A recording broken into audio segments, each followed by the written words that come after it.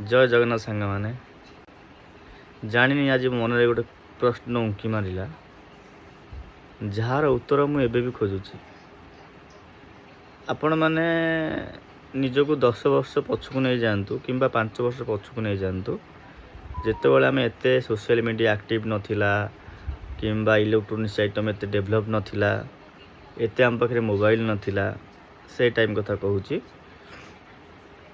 जिते खरा दिन आसुए पावर कट तो हुए ता संगे जो पावर थाए वोल्टेज एत लो थाए फैन पूरा धीरे धीरे बुले से आमर गोटे ही विकल्प थिला कि आमे केतेबेले छात उपरकू जीवा एवं छातटा को टिके ओळेई देई मशीना पारि देई सोई पड़िबा। जार छात न थाए सी ता सांग को आगुआ कही दिए अरे मु तुम घर को आसी जीवी शोया भावतु से टाइम रे आमे जो परस्पर वार्तालाप गपी गपी आमे सोई पड़ुछे छात उपरे से जिनस क्यों केबे भी आपणकर मन पड़ेनी जानी कहार मन पड़े कि न पड़े कि पड़ुची कि न पड़ुची मोर तो आज भी मन पड़ुची।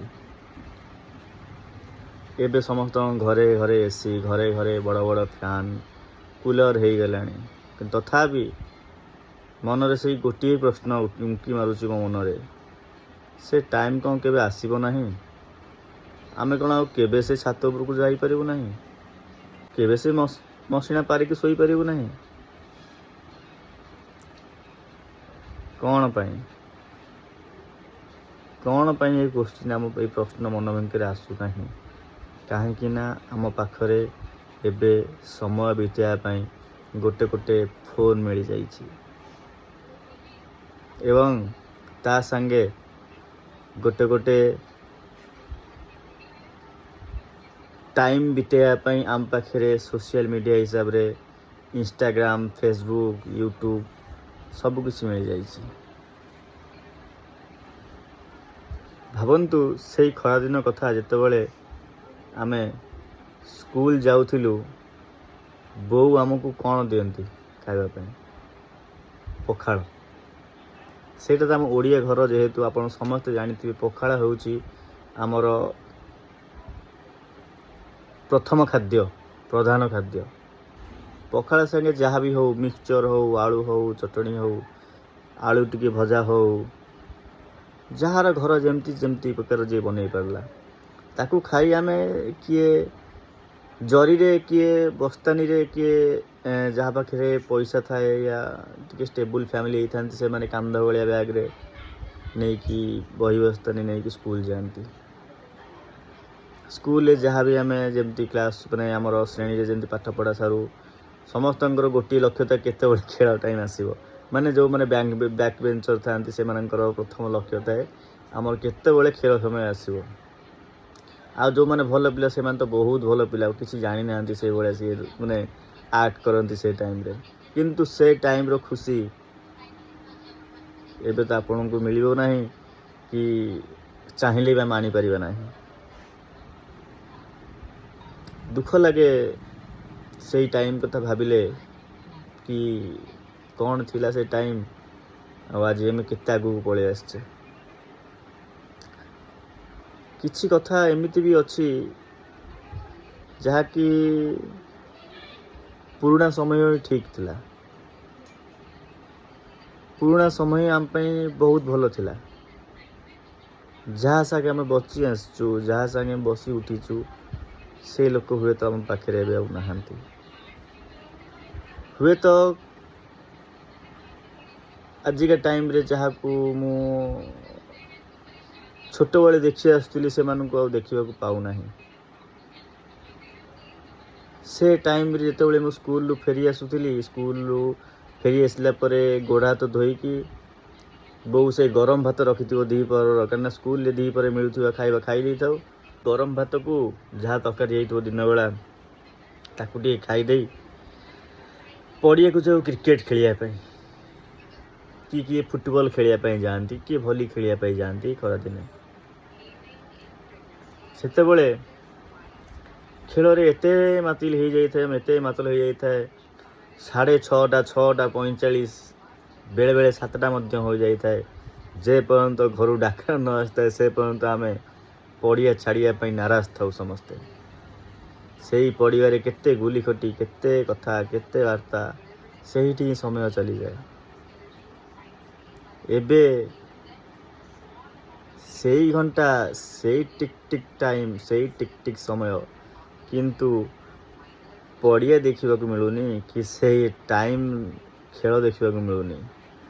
ପିଲା ମୋବାଇଲ ଧରିଲେ, ମୋବାଇଲରେ ଖେଳିଲେ। ମନେ ପଡ଼େ ଖେଳିକି ଆସିଲା ପରେ ଘରେ ଗୋଡ଼ ହାତ ଧୋଇ ପାଠ ପଢ଼ିବାକୁ ବସିଯାଉ ଆମେ। ପାଠ ପଢ଼ିବା ପାଇଁ ଯେତେବେଳେ ବସିଥାଉ, ପାଠ ପଢ଼ାରେ ତ ମନ ଲାଗେନି। ଯାହା ଘରେ ବ୍ଲାକ୍ ଆଣ୍ଡ ହ୍ୱାଇଟ୍ ଟିଭି ଥିବ ସେଇମାନେ ଜାଣିଥିବେ। ଯେଉଁମାନେ କଲର୍ ଠିକ୍ ଥିବ ସେମାନେ ତ ଜାଣିଥିବେ ଅବଭିୟସ୍ଲି, କିନ୍ତୁ ଯାହା ଘରେ ବ୍ଲାକ୍ ଆଣ୍ଡ ହ୍ୱାଇଟ୍ ଟିଭି ଥିବ ସେମାନେ ଜାଣିଥିବେ କେତେବେଳେ ଅତୃପ୍ତାତ୍ମା ଦେବ, କେତେବେଳେ ଜୁନିୟର ଜି ଦେବ, କେତେବେଳେ ଶକ୍ତିମାନ ଦେବ। ଟିଭିକୁ ଖୋଲିକି ବସିଥିବା ଆମେ।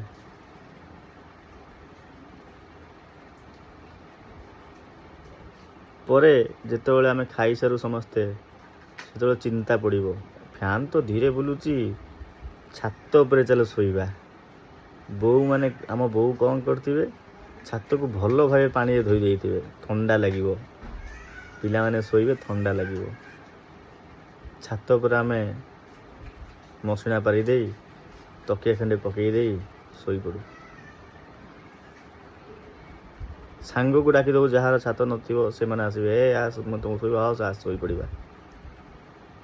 ସେ ସମୟ ଗଲା, ସେ ସମୟକୁ ଭାବିଲେ ବି ମିଳିବ ନାହିଁ। ଯଦି ସେତେବେଳେ ଶୋଇଥିବା ଅବସ୍ଥାରେ ମଶା ବି କାମୁଡ଼ିଥିବ, ଭାବନ୍ତୁ। ବେଳେବେଳେ ପବନ ହେଉଥିବ, ପବନ ହେଉଛି, ଶୋଇପଡ଼ ଆରାମସେ, ଆଖି ଲାଗିଯାଇଥିବ। ଠିକ୍ 1-2ଟା ରାତିରେ ପବନର ହାୱା ବି ଭୁଲିଯିବ, ଆହୁରି ଜୋରେ ଗରମ ହେବ। ପବନ ନଥିବ, ମଶା କାମୁଡ଼ୁଥିବେ, ପୁଣି ତଳକୁ ଆସ, ହଉ ସେ ଧୀରେ ପବନ, ଧୀରେ ପଙ୍ଖା ବୁଲୁ, ଶୋଇପଡ଼ିବା। ପୁଣି ଘଣ୍ଟେ ଶୋଇଥିବା କି ନାହିଁ, ନା ଉପରେ ଜୋରେ ପବନ ହେଲାଣି, ଚାଲ ଉପରୁ ଶୋଇପଡ଼ିବା। ଏମିତି କେବେ ହେଇଛି କି ଆପଣଙ୍କ ସାଙ୍ଗେ? ଆଉ ଶୋଇବାକୁ ଯିବା ଭିତରେ ଗୋଟେ ପାଣି ବୋଟଲ ନେଇ ଯାଇଥିବା ଉପରକୁ, ଆଉ ଶୋଷ ଲାଗିବ, ମୁଁ ତଳକୁ କିଏ ଆସିବ? ଯେଉଁଟା ବିତି ଯାଇଛି ମୋ ସାଙ୍ଗରେ, ଯେଉଁଟା ମୋ ଅତୀତରେ ବିତି ଯାଇଛି, ମୁଁ ସେଇ କଥା ହିଁ ଆପଣଙ୍କୁ କହୁଛି। ବହୁତ ଖୁସି ଲାଗେ, ବହୁତ।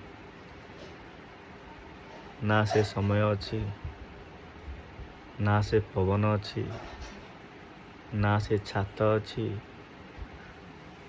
ନା ସେ ପଖାଳ ଅଛି।